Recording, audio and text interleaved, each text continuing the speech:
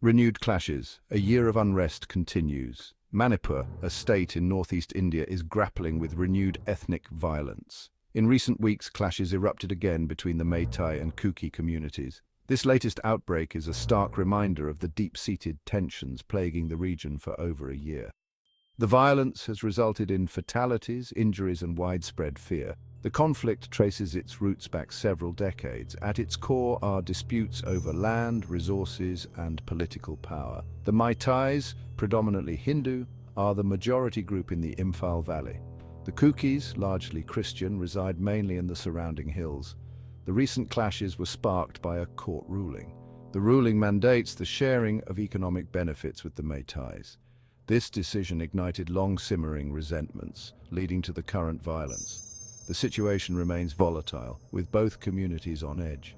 The Indian government faces mounting pressure to address the crisis.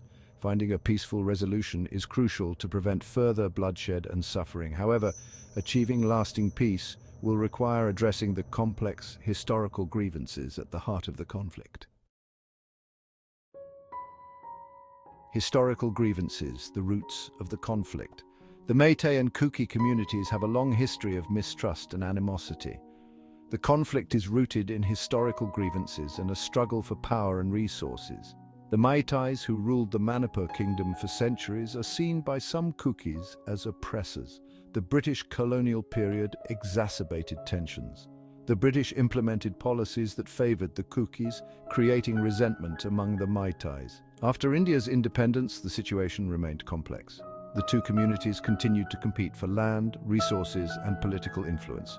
The demand for a separate Kuki state within India added fuel to the fire. The Meiteis view this demand as a threat to their territorial integrity. They fear losing control over land and resources in the hills. The historical baggage and unresolved grievances continue to cast a long shadow over Manipur. Addressing these deeply ingrained issues is essential for achieving a lasting peace in the region. Reconciliation and healing will require open dialogue, empathy, and a commitment to justice. Land, identity, and representation, key points of contention. At the heart of the conflict lie three fundamental issues: land, identity, and representation. Land is a particularly contentious point. The Kukis, who have inhabited the hills for generations, perceive the Meiteis' expanding presence as encroachment.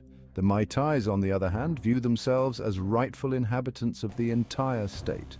They argue that their historical claim to the land should be recognized. This clash of perspectives over land ownership fuels tensions and resentment. Identity is another critical aspect of the conflict. Both communities have distinct cultural traditions and identities. The Kukis fear their culture and way of life are under threat. They perceive the Meiteis' dominance in the state as a form of cultural assimilation. Representation in government and decision-making processes is also a point of contention. The Kukis feel underrepresented and marginalized in the state's political system. They demand greater autonomy and control over their affairs. These intertwined issues of land, identity, and representation form the crux of the conflict. Addressing them is crucial for finding a lasting solution that respects the rights and aspirations of both communities.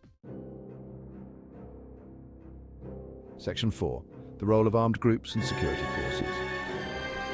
The conflict in Manipur is further complicated by the presence of armed groups on both sides.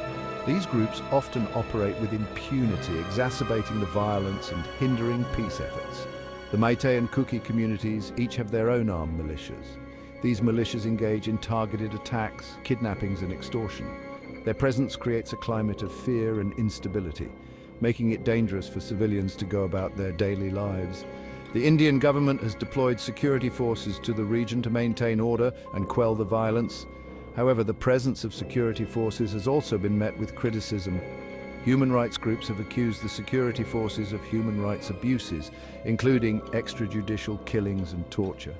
The use of excessive force by security forces only deepens the cycle of violence and mistrust. Finding a balance between maintaining security and respecting human rights is a delicate task. The Indian government must ensure that its security forces operate within the bounds of the law and are held accountable for any violations. Section 5.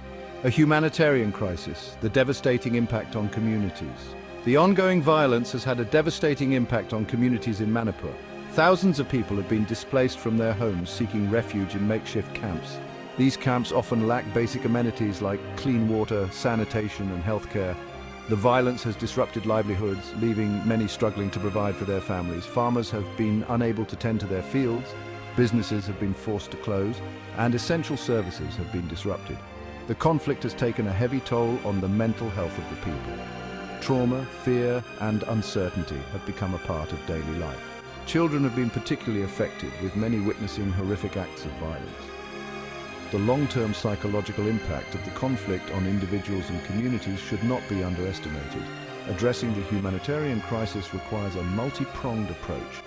The government must provide immediate relief to those displaced by the violence, ensuring they have access to food, shelter, and healthcare.